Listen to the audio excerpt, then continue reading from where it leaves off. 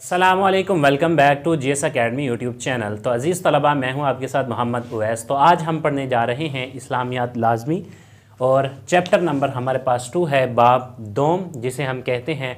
और इसमें हमारे पास चैप्टर है अकीदा रिसालत।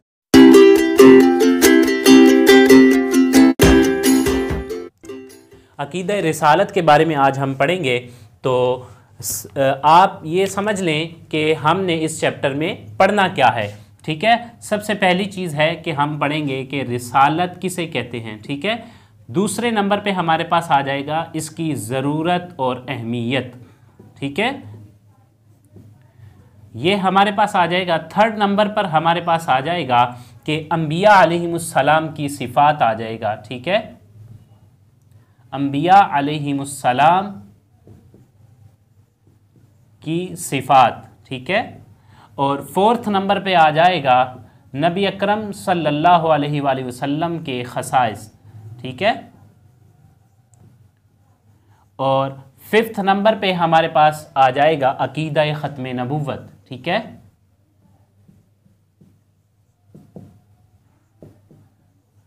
और लास्ट पे हमारे पास 6 नंबर पे आ जाएगा एक्सरसाइज। ठीक है, एक्सरसाइज आ जाएगी हमारे पास, तो हम उसको सॉल्व करेंगे। इस चैप्टर में ये चीज़ें हमने पढ़नी है। सबसे पहले हम जानते हैं रिसालत किसे कहते हैं, क्योंकि चैप्टर का नाम ही अकीदा रिसालत है। अकीदा की मैंने आपको डेफिनेशन बताई थी कि अकीदा कहते हैं किसको, गिरा लगाने को। ठीक है, मजबूती को। ठीक है, किसी चीज़ को पुख्ता कर देना उसे कहते हैं अकीदा। और नेक्स्ट हमारे पास आ जाता है रिसालत। रिसालत का लफ्ज़ी मतलब होता है पैगाम पहुंचाना। क्या मतलब होता है? पैगाम पहुंचाना। और इसको इस्तिलाह में इससे मुराद ये होता है, जो किताब वाले लिख रहे हैं वो कहते हैं कि शरीयत की इस्तिलाह में अल्लाह ताला का किसी बरगुज़ीदा और मुंतखब किए हुए बंदे को इंसानों तक अपना पैगाम पहुंचाने के लिए भेजना रिसालत कहलाता है। यानी अल्लाह रब्बुल इज़्ज़त अपने चुने हुए मुंतखब बंदों में से जिनको भेजता है इस दुनिया में लोगों तक पैगाम पहुंचाने के लिए, उन्हें पैगाम पहुंचाने के लिए जो पैगाम भेजता है उसे रिसालत कहते हैं। ठीक है, तो ये हमारे पास हो जाएगा। सबसे पहले लुग़वी माना हो जाएगा इसका। ठीक है, लुग़वी माना, और नेक्स्ट आ जाएगा हमारे पास इस्तिलाही माना। ठीक है, तो ये हमारे पास ये 2 चीज़ें आ जाएंगी इसके रिसालत की मफ़हूम में, माना और मफ़हूम में। ठीक है, और नेक्स्ट हमारे पास ज़रूरत और अहमियत आ जाएगी कि किसी भी रसूल की ज़रूरत क्यों पड़ती है। किसी भी रसूल की ज़रूरत इसलिए पड़ती है कि तमाम के अंबिया अलैहिमुस्सलाम की बेइज्जत इसलिए होती है कि अल्लाह रब्बुल इज़्ज़त उस पैगंबर को इसलिए भेजता है कि लोगों के अखलाक, उनके अहवाल को संवारा जाए, उनकी रहनुमाई की जाए। ठीक है, हाँ, तो अज़ीज़ तलबा कि अल्लाह रब्बुल इज़्ज़त लोगों की रहनुमाई के लिए और उनके इस्लाह के लिए, उनके अहवाल को संवारने के लिए अल्लाह रब्बुल इज़्ज़त जो पैगाम पहुँचाने के लिए रसूलों को भेजता है, तो उसलिए उसकी रसूलों की ज़रूरत और अहमियत से उनका अंदाज़ा लगाया जाता है। क्योंकि लोगों के अखलाक बिगड़ जाते हैं और उनके अहवाल बिगड़ जाते हैं, तो हर दौर में किसी न किसी तरह किसी पैगंबर की ज़रूरत पड़ी। लेकिन हुज़ूर अलैहिस्सलातु वस्सलाम के बाद ये नबूवत का दरवाज़ा बंद कर दिया गया। ठीक है, तो अल्लाह रब्बुल इज़्ज़त इसीलिए कुरान मजीद में फ़रमाता है ज़रूरत और अहमियत में, इन्ना अरसलना का बिलहक़्क़ि बशीरन व नज़ीरा व इन मिन उम्मतिन इल्ला खला फ़ीहा नदीर। बेशक हमने आपको बशारत यानी कि खुशखबरी देने वाला और डर सुनाने वाला बनाकर भेजा। और आगे फरमाया जा रहा है व इन मिन उम्मतिन इल्ला खला फ़ीहा नज़ीर। और इसी तरह हम कोई उम्मत में कोई डर सुनाने वाला और डराने वाला भेजते रहते हैं। ठीक है, अज़ीज़ तलबा, ये है इसकी ज़रूरत और अहमियत में ये आयत आ जाएगी। ठीक है, नेक्स्ट हमारे पास आ जाएगा अंबिया अलैहिमुस्सलाम की सिफ़ात क्या होती हैं। इसको हम यहीं से रीड कर लेते हैं कि उनकी सिफ़ात क्या होती हैं। कि अल्लाह ताला ने अंबिया इकराम को बहुत सी खसूसियात अता फ़रमाई हैं। इनको अल्लाह ताला की तरफ से वही की जाती है। वही क्या होती है? ठीक है, वही वही वो होती है कि किसी पैगंबर पर अल्लाह रब्बुल इज़्ज़त जो अपने अहकामात नाजिल फरमाता है किसी फरिश्ते के ज़रिए या उनके दिल में इल्का के ज़रिए किसी भी तरह से, तो जो गैबी खबरें होती हैं तो अल्लाह रब्बुल इज़्ज़त अपने पैगंबरों पर जो पैगाम भेजता है उसे वही कहते हैं। ठीक है, तो फरमाया कि वही की सूरत में इल्म व हिकमत नवाजता है। जो वही भेजी जाती है वो इल्म होता है जिससे लोगों को तालीम देनी होती है।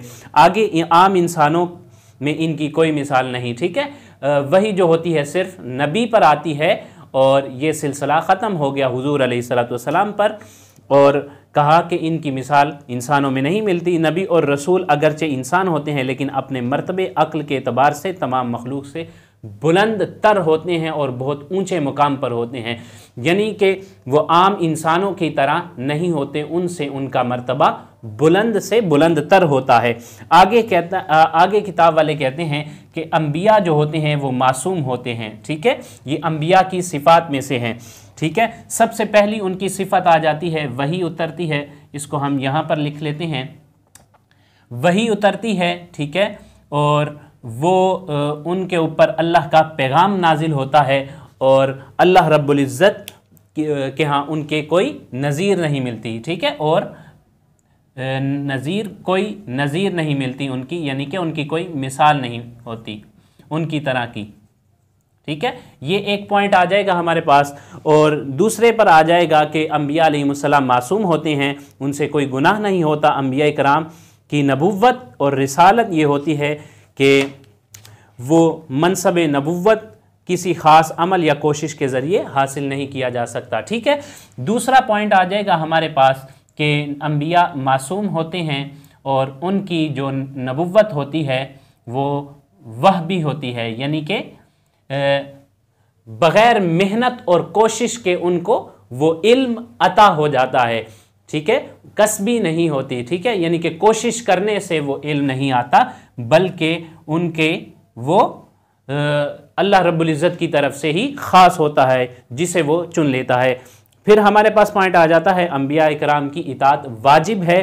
ठीक है, और थर्ड पे हमारे पास आ जाएगा कि अंबिया अलैहिमुस्सलाम की इताअत वाजिब है। ठीक है, और इताअत कहते हैं कि पैरवी करना, किसी अंबिया अलैहिमुस्सलाम ने जो तरीके बताए, जो रास्ते बताए, जो उसवा बताया, जो सीरत बताई, उस पर चलना, उनके कवानीन को फॉलो करना, उसे कहा जाता है इताअत। ठीक है, अल्लाह ताला ने अपनी इताअत के साथ अपने रसूलों की इताअत का भी हुक्म फरमाया है। ठीक है, फोर्थ पॉइंट पे आ जाएगा हमारे पास हुक्म रसूल ही हुक्म इताअत है, या अपनी इताअत के साथ ही अल्लाह ने रसूलों की इताअत का हुक्म फरमाया है, वो है अल्लाह और उसके रसूल की इताअत करो। ठीक है,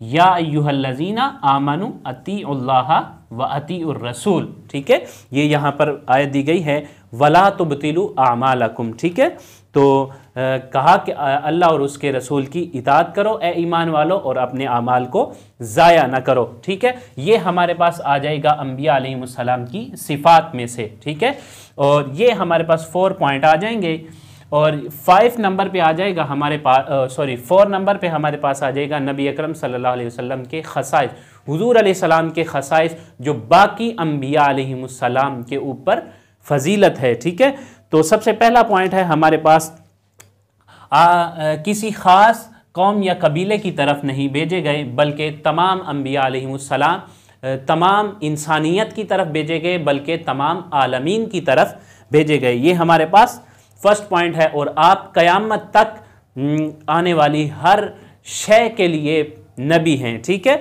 आगे है कि आप अलैहिस्सलाम की रिसालत के बाद तमाम शरीयतें मनसूख हो चुकी। मनसूख मतलब कि जो ख़त्म हो चुकी। ठीक है, ख़त्म हो चुकी, आप इसको सादा अल्फाज में यूँ कह सकते हैं कि ख़त्म हो चुकी, उन पर अमल करने की ज़रूरत अब नहीं रही। ठीक है, आगे फरमाया तीसरा पॉइंट हमारे पास आ जाएगा इसमें खसाइस में कि अल्लाह रब्बुल इज़्ज़त ने आप के लिए आपका दीन मुकम्मल कर दिया। ये हमारे पास आयत आ जाएगी अल यौम अकमलतु लकुम। ठीक है, दीनुकुम व अतममतु अलैकुम निअमती व रदीतु लकुमुल इस्लाम दीना। ठीक है, यहां पर मैं लिख रहा हूं, आप इसको इसी तरह याद करके आप कुरान मजीद में से देख सकते हैं। ये सूरह मायदा की आयत है। ठीक है, आप नेट से सर्च कर सकते हैं, वहाँ से आपको मिल जाएगी। ये वर्ड आप सर्च करके अरबी में आपको आयत वहाँ से मिल जाएगी। ठीक है, तो आप तर्जुमा याद करना चाहें तो तर्जुमा ये बुक में दिया गया है कि आज हमने आपका दीन आप पर मुकम्मल कर दिया और बतौर इस्लाम इस दीन को पसंद फरमाया। तो ये खसाइसे नबी अलैहिस्सलाम में से है। ठीक है, और लास्ट पॉइंट हमारे पास आ जाता है, साबिक़ा अंबिया अलैहिमुस्सलाम पर जो किताबें और सहाइफ नाजिल हुए वो किताबें मिट चुकी हैं, मगर कुरान अब तक मौजूद है जो आप सल्लल्लाहु अलैहि वसल्लम पर नाजिल किया गया। तो ये भी आप सल्लल्लाहु अलैहि वसल्लम के खसाइस में से है। ठीक है, तो आगे आ जाता है ख़त्म नबूवत। ठीक है, 5 नंबर पे आ जाता है ख़त्म नबूवत। तो इसी के लिए एक बड़ी मारूफ आयत है, मा काना मुहम्मदुन अबा अहदिम मिर रिजालिकुम वलाकिन रसूलुल्लाहि व खातमन नबिय्यीन। नबी सल्लल्लाहु अलैहि वसल्लम मर्दों में से किसी के बाप नहीं, और मा काना मुहम्मदुन अबा अहदिम मिर रिजालिकुम वलाकिन रसूलुल्लाहि व खातम, लेकिन उन पर नबूवत जो है ख़त्म कर दी गई, इख्तिताम हो गया। ठीक है, वलाकिन रसूलुल्लाह, बस यहाँ तक आयत दी गई है। ठीक है, और हदीस पाक में आता है आका अलैहिस्सलाम ने फरमाया कि ला नबी बादी। ठीक है, ला नबी बादी, मेरे बाद कोई नबी नहीं। ठीक है, आप इसको इस तरह भी याद कर सकते हैं और तर्जुमा में भी आप याद कर सकते हैं कि नबी पाक सल्लल्लाहु अलैहि वसल्लम ने फरमाया कि मैं आखिरी नबी हूँ, अना खातमुन नबिय्यीन ला नबी बादी, और मेरे बाद कोई नबी नहीं। ठीक है, तो ये हमारे पास कुरान और एक कुरान की आयत आ गई। ठीक है, और एक ये हदीस आ गई अकीदा ख़त्म नबूवत पर। ठीक है, और लास्ट पे हमारे पास आ जाता है कि अगर कोई शख्स नबूवत का दावा करता है तो वो झूठा है, क्योंकि हुजूर अलैहिस्सलाम के इस फरमान से और कुरान की इस आयत से हमें पता चल गया कि नबूवत का दरवाज़ा बंद हो चुका है। आगे हमारे पास है लास्ट पे एक्सरसाइज। ठीक है, एक्सरसाइज में हमारे पास क्या है, रिसालत का मतलब है कि पैगाम पहुंचाना। ठीक है, यहां पर लिख देता हूं मैं, पैगाम पहुंचाना। ठीक है, और सेकंड नंबर पे हमारे पास आ जाता है कि तौहीद के बाद अहम तरीन अकीदा रिसालत का। ठीक है, थर्ड नंबर पे हमारे पास आ जाता है, MCQs है कि जिस नबी पर दीन की तकमील हो गई, हज़रत मोहम्मद सल्लल्लाहु अलैहि वसल्लम। ठीक है, हज़रत मोहम्मद सल्लल्लाहु अलैहि वसल्लम। ठीक है,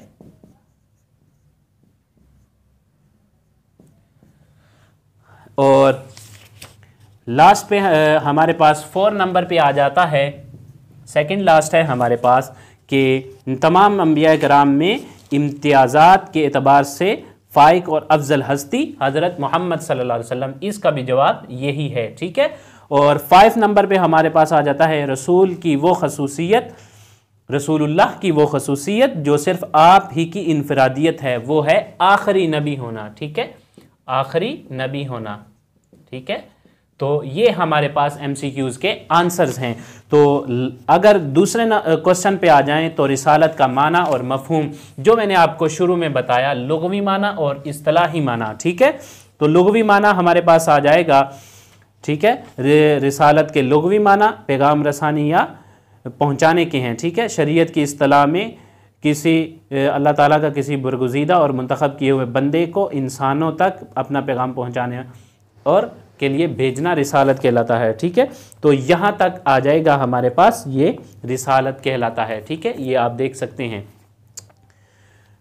ये आखिरी लाइन, आखिरी जुमला छोड़ के वहाँ तक ये इसका माना और मफहूम आ जाएगा हमारे पास। ठीक है, आगे रिसालत की ज़रूरत और अहमियत, तो ये मैंने निशान लगाया हुआ है, आप देख सकते हैं, ये यहाँ तक आप लिख सकते हैं। ठीक है, ये रेड यहाँ पे। ठीक है, यहाँ से लेकर यहाँ तक मैं लाइन बोल देता हूँ कि तमाम अंबिया कराम की बेइज्जत का मकसद यहाँ से लेकर बंदगी के तरीके सिखाना था। ठीक है, फिर एक मर्तबा देख लीजिए।